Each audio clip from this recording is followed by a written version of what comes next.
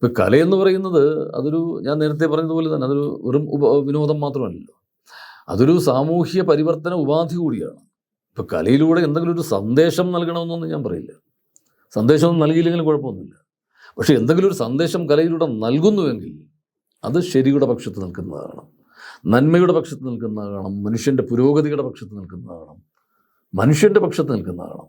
അതിനകത്തൊരു മനുഷ്യജീവിതം ആവിഷ്കരിക്കുന്ന ഒന്നാണ് നമ്മൾ ചിത്രീകരിക്കുമ്പോൾ അതിനകത്തൊരു മനുഷ്യ ജീവിതത്തിൻ്റെ സ്വാഭാവികതയെങ്കിലും ഉണ്ടാകണം. അല്ലെങ്കിൽ ഇങ്ങനെ ഒരു ജീവിതം ഉണ്ട്, അല്ലെങ്കിൽ ഇങ്ങനെ ഒരു ജീവിതം എവിടെയെങ്കിലും ഉണ്ടാകാൻ സാധ്യതയുണ്ട് എന്നെങ്കിലും തോന്നിപ്പിക്കുന്ന തരത്തിലുള്ള ഒന്നാകണം. പക്ഷേ നമ്മൾ പല സീരിയലുകളും അല്ലെങ്കിൽ അതുപോലുള്ള ഇത് കാണുമ്പോൾ എല്ലാത്തിനെക്കുറിച്ചുമല്ല, ഞാൻ എല്ലാത്തിനെക്കുറിച്ചും അടച്ചാക്ഷേപിക്കുക അല്ല, പല സീരിയലുകളുടെയൊക്കെ പ്രമേയങ്ങൾ നമ്മൾ പരിശോധിക്കുമ്പോൾ ഇങ്ങനെയൊക്കെ ഭൂമിയിൽ ജീവിതമുണ്ടോ എന്ന് നമുക്ക് തോന്നിപ്പോകുന്ന തരത്തിൽ ഞാനതിനെക്കുറിച്ചൊരു ലേഖനം 2015 ഓഗസ്റ്റ് 23 അത് മാതൃഭൂമി പത്രത്തിൻ്റെ എഡിറ്റോറിയൽ പേജിൽ ഭൂമിയിലില്ലാത്ത ജീവിതങ്ങളെന്ന് പറഞ്ഞിട്ട് വന്ന ഒരു വലിയ ലേഖനമുണ്ട്.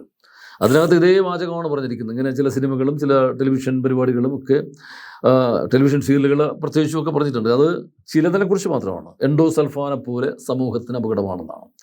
അപ്പോൾ എന്താണ് ഈ എൻഡോസൾഫാൻ പ്രയോഗം എന്നൊക്കെ ഇപ്പോൾ പറഞ്ഞു ചോദിക്കുന്നുണ്ട്. എൻഡോസൾഫാൻ എന്ന് പറയുന്നത് മനുഷ്യനിൽ ജനിതക വൈകല്യം ഉണ്ടാക്കുന്നതാണ്. അത് തലമുറകളിൽ ഇങ്ങനെ ജനിതക വൈകല്യം ഉണ്ടാക്കും.